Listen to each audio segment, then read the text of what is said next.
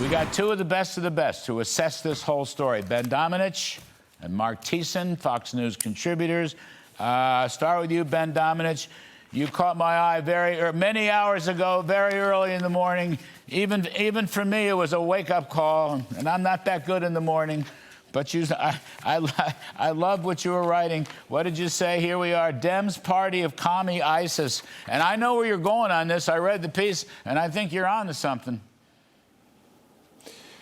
Look, Larry, you know the history of this. You know the Red-Green Alliance. We've seen it before in history. And the thing that I think we need to understand right now is that we're not seeing a new thing. We're not seeing a new development. We're seeing a very old thing repackaged for people who don't recognize it.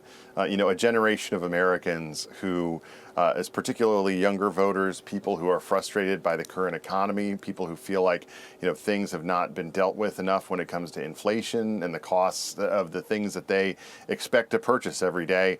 Those are the people who this message is reaching, and they're reaching them using the utilities that have been built, by the way, by Silicon Valley, that have been built in order to, achieve, enormous growth in our economy in a lot of different ways, now populated by influencers who are just teaching them the same kind of failed lessons that have been taught over the past century about communism and its possibilities for them and their lives. It's a bill of goods. We should identify it as what it is. And I think it's absolutely disgusting what's going on, but we shouldn't pretend like this is some fringe movement anymore. It is the main driving force of the Democratic coalition. Yeah, I agree with that. Look, it sure looks like it. I don't know, Marc Thiessen, if you disagree. But my other question is, as I look at these polls, and I like likely voter polls. Okay, Mark Penn uses them, Fabrizio uses them, McLaughlin uses them. I don't like adults or whatever. But the poll, there's an economic boom going on. Okay, I can cite you facts and figures, but no one seems to know it.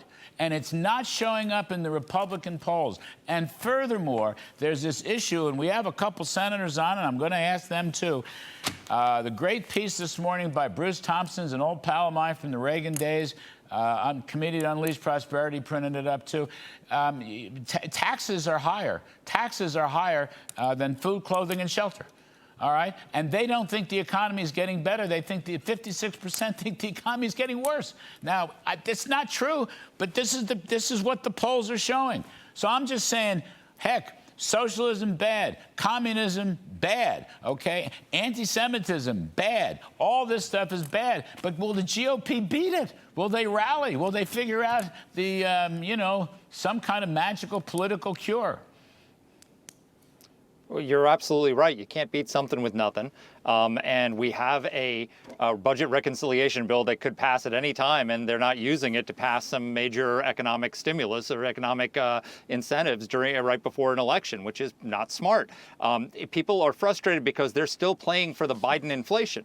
We had record inflation for 4 years before Donald Trump came in. We didn't have deflation when Donald Trump came in. Everybody's still paying the same prices. They're just not growing as quickly. And so people are frustrated by the high prices that are still there. The tax bill was fantastic, but it was most of it was locking in the original Trump tax cuts that were about to expire. You don't get a lot of political credit for not raising taxes. You get credit for cutting taxes, and we need growth-oriented tax cuts. But now we've got Republicans have a lot to run against when it comes to the Democrats, because you've got a party out there that is being, as Ben points out, being completely overtaken by the Democratic Socialist movement.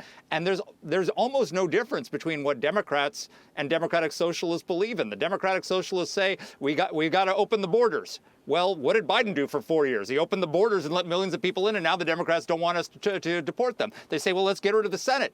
They want to get rid of the filibuster, which would eliminate the Senate as a check on their radical agenda. They say the Democratic Socialists want to get rid of the Supreme Court. The mainstream Democrats want to pack the Supreme Court. There's no difference between what the mainstream Democrats want to do and what the Democratic Socialists want to do. The Democratic Socialists are just more honest about it. Can I tell you something? And so we got to point that out. But you got to do more than point it out. You got to counter it with something. Yeah. See, look. I just want to say this. I'm going to bet. All right. I haven't seen a poll. I'll ask John McLaughlin to write this. I'm going to bet the average voter doesn't know anything about the filibuster and cares less. Okay? Now, Exactly. I'm also going to bet that, yes, I believe the average voter wants a fair election, and voter ID is interesting. But when you look at the election issues, all right, it does not compare with affordability. It just does not compare with affordability. It doesn't compare with health care either. So I'm just saying, I myself, Larry, by the way, but Larry, what's the Republican message on affordability? Well, right. This is the That's thing. what I'm We've been getting at. talking about this That's every what I'm time I getting keep at. coming on with you, and it's like week after week we keep saying Republicans need to have a message on affordability, and we know the basic framework of that message.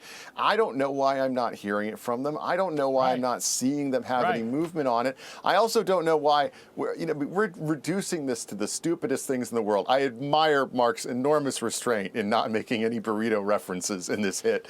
But the simple fact is that we are debating the stupidest things in the world, as opposed to talking about energy prices, as opposed to talking about the price of healthcare, as opposed to talk about the tax burdens that we have as Americans. I mean, this is we are getting drawn into people the dumbest pay more arguments. in taxes than food, clothing, and shelter. It's in today's paper. And so we should be fighting on the ground where conservatives have always won. So what is wrong with them? I have been till I'm blue in the face. I had a senator on a couple weeks ago, and he got all huffy because I dared suggest he's bungling the budget. He got all huffy, compared me to MS Now or whatever that stupid place is called. You know what I mean? Every night I say this. Every night I go through this. You guys have heard me say it. There's nothing new here, but they don't get it. Now the Senate's about to leave. I don't know. Tomorrow they're all going to get on airplanes and go home. I mean, maybe a few will stay. I have no idea. Do you think voters really care about this? This is what they want to run on? They want to run on this?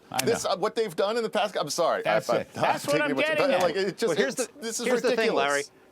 Go ahead, Mark. They're going. If we lose the midterms, what are they going to do? They are going to ram through as much of Trump's agenda as they can during the lame duck, using the budget reconciliation bill. Why not do that before the election so you have something to run on? Good point. I mean, that's very good literally, you can pass it with 50 votes. Do it. The One Big Beautiful Bill had a lot of good things in it. No question about that. And by the way, you're seeing it in the economy. Even though the Republicans in the Senate don't ever talk about the economy.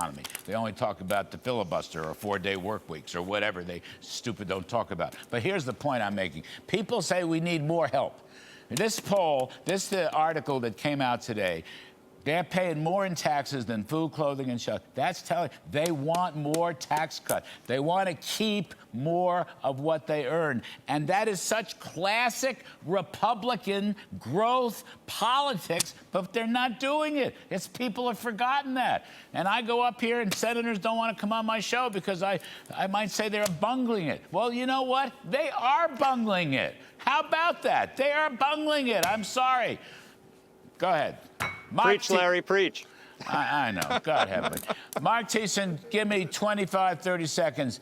This reopening the Strait of Hormuz deal, 60 days, blah, blah, blah, blah. Give me a quickie on that.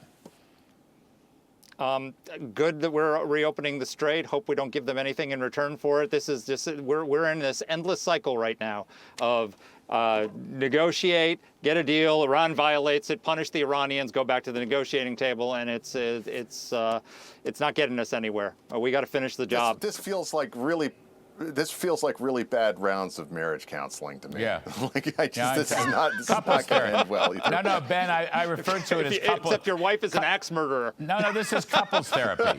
We can't get out of it. I'm never going to see you again. Yes, I will. No, I won't.